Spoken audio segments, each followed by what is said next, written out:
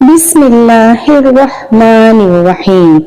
السلام علیکم دوستو، سانحہ کربلا کے بعد عمر بن سعد نے اپنے لشکر میں سے قتل ہونے والوں کو 11 محرم کو دفن کیا۔ سید زادوں اور اصحاب کے 72 جسم مبارک بے گور و کفن چھوڑ کر اہل بیت کو قیدی بنا کر کوفہ کی طرف دربار ابن زیاد کی طرف بڑھنے لگا۔ نواسہ رسول صلی اللہ علیہ وآلہ وسلم اہل بیت اصحاب کے سر مبارک نیزوں پر ہیں۔ امام طبری روایت کرتے ہیں کہ ابن سعد نے خولی کے ہاتھ امام عالی مقام کا سر اقدس ابن زیاد کے دربار بھیجا۔ خولی جب کوفہ پہنچا تو رات کا وقت تھا، اس لیے وہ سر مبارک کو اپنے گھر لے گیا اور ایک برتن میں ڈھانپ دیا۔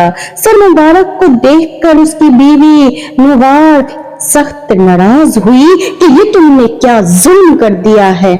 وہ بیان کرتی ہیں کہ خدا کی قسم، میں نے دیکھا ایک نور برابر آسمان سے اس برتن تک ستون کی مانند چمک رہا ہے، اور میں سفید پرندے دیکھے جو برتن کے ارد گرد منڈلا رہے تھے۔ صبح اسران کربلا نواسہ رسول صلی اللہ علیہ وآلہ وسلم کے سر مبارک کو ابن زیاد کے دربار میں پیش کیا گیا۔ عبید اللہ ابن زیاد کی سیدہ حضرت زینب سے گفتگو اور آپ کے دیے جانے والے جوابات بھی تاریخی کتابوں میں نہایت پرسوز انداز میں لکھے۔ حضرت زینب اور عبید اللہ کی باہمی گفتگو دربار میں موجود حاضرین پر نہایت اثر انداز ہوئی۔ کوفہ میں ہونے والے دلخراش واقعوں میں سے ایک واقعہ یہ ہے، عبید اللہ کے پاس جب سید الشہداء حضرت امام حسین علیہ السلام کا سر پیش ہوا تو اس نے اپنے ہاتھ میں موجود چھڑی کے ساتھ آپ کے ہونٹوں اور دانتوں کی بے حرمتی کی تو دربار میں موجود صحابی رسول خدا زید بن ارقم رضی اللہ تعالی عنہ یہ گستاخی دیکھ کر رونے لگے اور کہنے لگے، اس چھڑی کو اس ہونٹوں سے اٹھا لو، خدا کی قسم میں نے کئی مرتبہ ان ہونٹوں پر رسول اللہ صلی اللہ علیہ وآلہ وسلم کو بوسہ لیتے ہوئے دیکھا۔ عبید اللہ یہ سن کر چلا اٹھا، خدا تجھے رلائے، کس چیز پر آنسو بہاتے ہو؟ فتح پر آنسو بہاتے ہو؟ با خدا، اگر میں یہ نہ جانتا ہوتا کہ تمہاری عقل زائل ہو چکی ہے تو میں تمہاری گردن اڑا دیتا۔ حضرت زید نے جب یہ سنا تو دربار سے نکل گئے۔ اس کے بعد عبید اللہ ابن زیاد نے کربلا کے قافلے کو شہداء کے سروں کے ساتھ شمر و طارق بن محفر کی قیادت میں یزید کے محل کی طرف شام روانہ کر دیا۔ تاریخ گواہ ہے، شام میں جب قافلہ پہنچا تو وہاں جشن کا سما تھا۔ زہر بن قیس نے نمائندگی کرتے ہوئے واقع کربلا کی ساری تفصیل یزید کو سنائی۔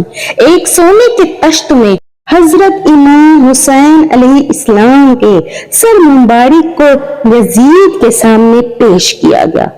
یزید نے جب نواسہ رسول صلی اللہ علیہ وآلہ وسلم کے سر مبارک کی توہین کی تو وہاں موجود حاضرین نے اعتراض کیا، جس میں قابل ذکر یحییٰ بن حکم اور صحابی رسول حضرت ابو برزہ اسلمی تھے، جن کو یزید نے اپنے محل سے نکال دیا۔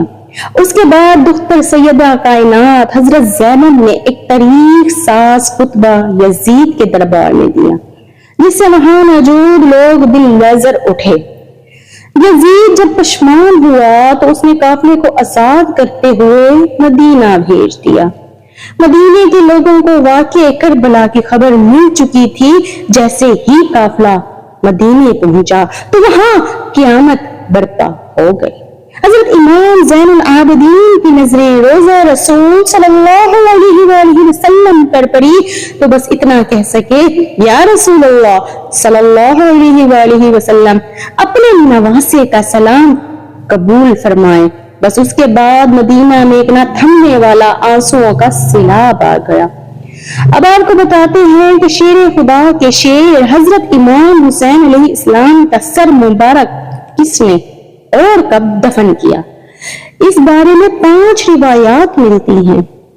سب سے پہلی روایت علامہ قطبی شاہ محدث دہلوی سے ہے کہ یزید نے اسران کربلا سر نو کو مدینے بھیجا، جہاں پر حضرت امام زین العابدین نے سر مبارک کو حضرت حسن یا حضرت سیدہ فاطمہ علیہ السلام کے پہلو میں دفن کیا۔ دوسری روایت میں ابو ریحان البرونی کہتے ہیں کہ اسریان کربلا نے 40 روز کے بعد واپس کربلا آ کر سر مبارک کو جسم مبارک کے ساتھ ملا کر دفن کیا۔ تیسری روایت میں ہے کہ یزید کے حکم پر سر امام حسین کو ہر شہر میں لے جایا گیا، اسکلان پہنچا تو وہاں کے امیر نے اسے دفن کر دیا۔ چوتھی روایت یہ ہے کہ اسکلان میں جب فرنگیوں کی حکومت قائم ہوئی تو 548 ہجری میں طلحہ بن زریق نائب مصر نے اسکلان سے اثر نو کو لیا اور مصر لے گیا، وہاں اس نے مشہد حسینی بنوا دیا۔ اس کے متعلق علامہ ابن حجر متینی مکی روایت فرماتے ہیں کہ سلیمان بن عبد الملک نے حضور صلی اللہ علیہ وآلہ وسلم کو خواب میں دیکھا کہ آپ کے ساتھ ملاطفت فرما رہے ہیں اور اس کو بشارت دے رہے ہیں۔ صبح اس نے حضرت امام حسن بصری رضی اللہ تعالی عنہ سے تعبیر پوچھی تو انہوں نے فرمایا، شاید تو نے حضرت محمد صلی اللہ علیہ وآلہ وسلم کی آل کے ساتھ کوئی بھلائی کی ہے؟